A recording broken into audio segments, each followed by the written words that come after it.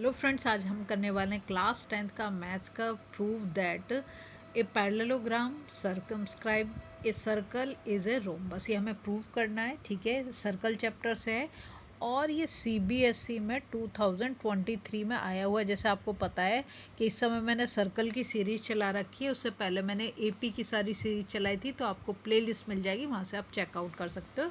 सारे पीवाईक्यू कर रहे हैं, ठीक है। तो दे क्या रखा है, गिवन है पैरेललोग्राम, और प्रूव क्या करना है कि वो क्या होगा, रोम्बस होगा। यही हमें प्रूव करना है। तो सबसे पहला काम हम क्या करेंगे, जो गिवन है उसको हम लिख लेते हैं। तो गिवन तो उसने हमें क्या दे रखा है, पैरेललोग्राम दे रखा है।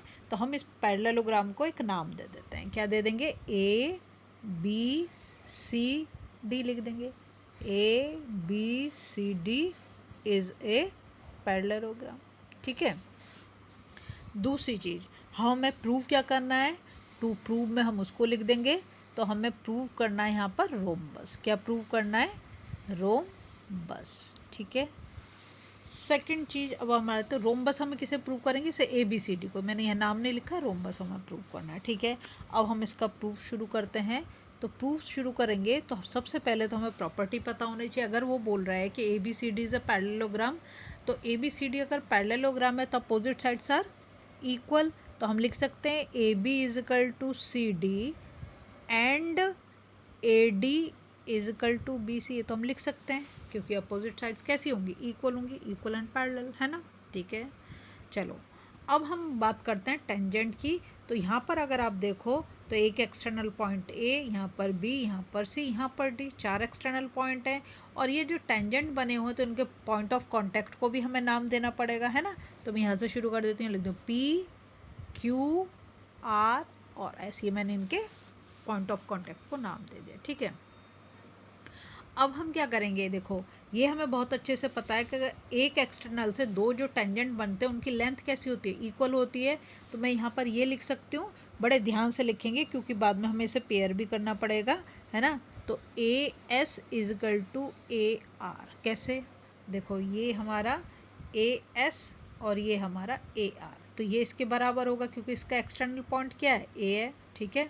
लिख दो टेंजेंट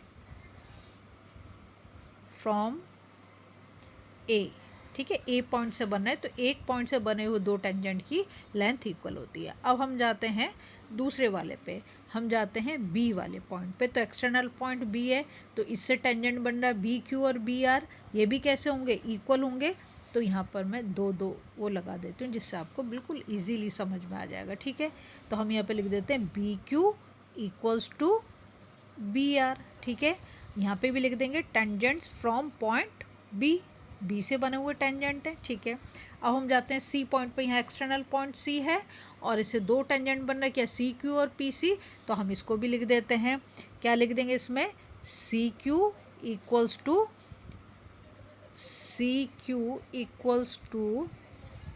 पी, है ना, यही लिखेंगे। और यहाँ पर भी लिख देते हैं टेंजेंट्स फ्रॉम पॉइंट सी, ठीक है। नेक्स्ट अब हम जाएंगे डी पॉइंट पर। तो डी पॉइंट पे हम लिख देंगे क्या, D S equal to D P, ठीक है। तो D S equal to D P, और ये किससे टेंजेंट बना है, टेंजेंट फ्रॉम पॉइंट डी। देखो बिल्कुल मैंने सीरियल वाइज लिया है तो किसी को कोई कन्फ्यूज़न नहीं होना चाहिए। ए एक्सटर्नल पॉइंट से दो टेंजेंट बने, ये दोनों इक्वल। बी एक्सटर्नल पॉइंट से दो टेंजेंट बने, ये दोनों इक्वल।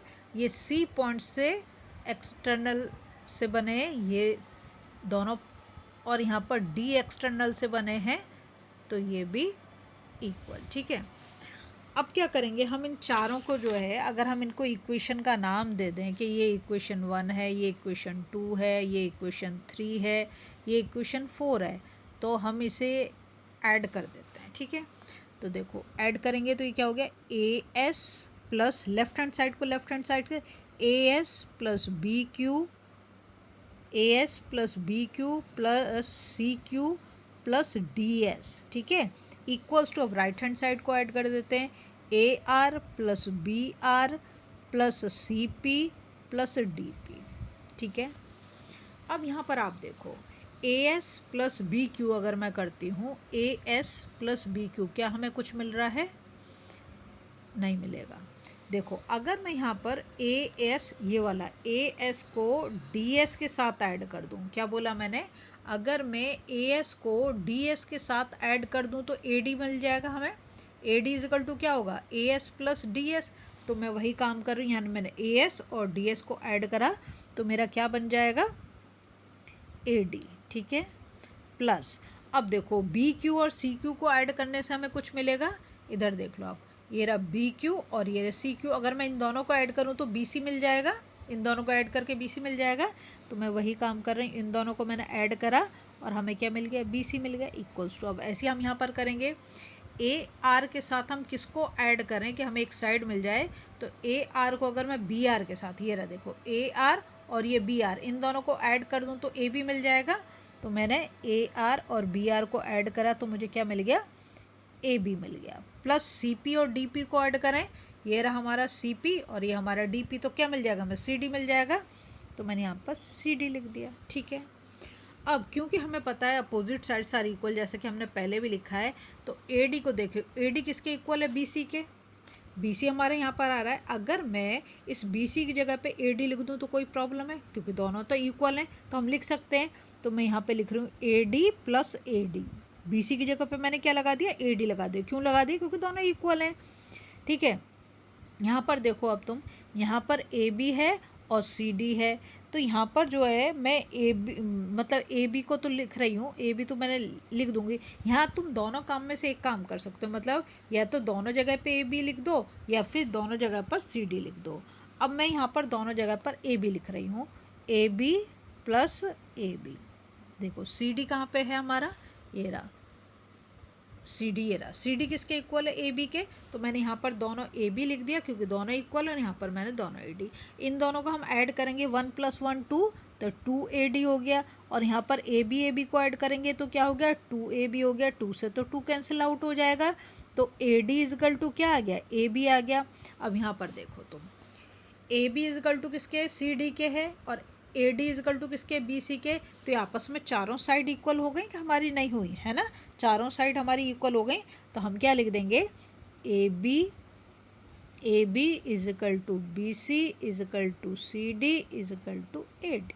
ठीक है, चारों साइड हमारी इक्वल हो गई, और फिर हम लिख देंगे therefore A B C D is a rhombus, क्योंकि ऑल साइड्स आर इक्वल। बात समझ में आ गई आपको। ठीक है, अगर आपको वीडियो पसंद आ रही ना, प्लीज़ लाइक शेयर सब्सक्राइब कर दें, फॉलो जरूर कर दें। बच्चों बहुत मेहनत लगती है एक एक वीडियो बनाने के लिए, तो प्लीज़ शेयर ज़रूर करें।